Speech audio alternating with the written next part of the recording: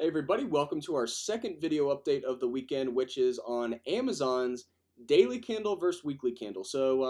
Within this analysis over the weekend, all charts are going to have the daily versus the weekly.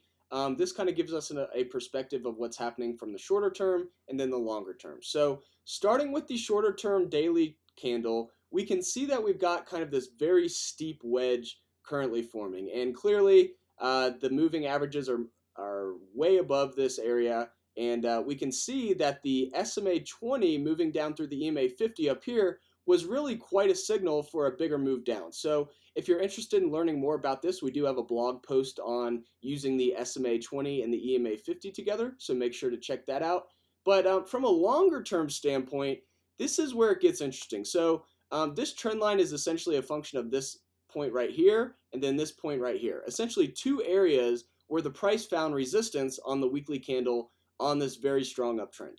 Now what's happening is when we connect these two areas, we extend this line, and then we've got this area below. And what we can see here is the price almost touched this area perfectly last week after really testing even new lows after this initial big move down. We're testing new lows almost near this trend line below.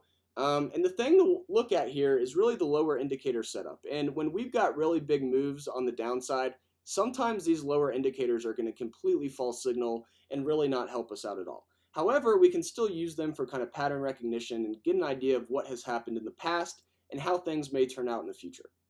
So in this case, on the percent range, we can see that we've had this similar kind of setup. How we have here, we had the initial move down, a little spike, another move down, and then a move up. Same thing here, we can see. This is kind of an example of positive divergence, which we talked about on the Facebook chart. The price is finding lower lows here, and you can barely see it, but it is finding lower lows here. But then on this case, there's like micro positive divergence here, and essentially what I would call it is just mathematical divergence, because from a visual standpoint, it barely looks like it is divergence. But from a numerical standpoint, these two values are different, and this one is higher than this one. And so this is an example of how divergence is setting up here. And so we'll have to see if divergence also sets up here, and then we have a reversal right on this trend line. From the RSI standpoint, we are entering areas oversold that are testing the 2014 areas. We are not exactly there yet, so you can kind of follow my mouse here. We can go across here and see the the horizontal line. We are not there yet to around 33 on the RSI, but we are dipping quickly, and the MACD is starting to cross down through the zero line.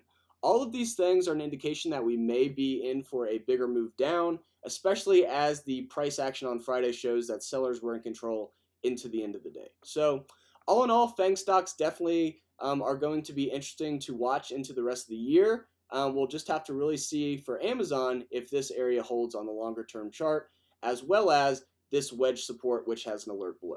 Thanks so much for listening, and we have two more videos. We have Netflix and Google, so make sure to check those out as well.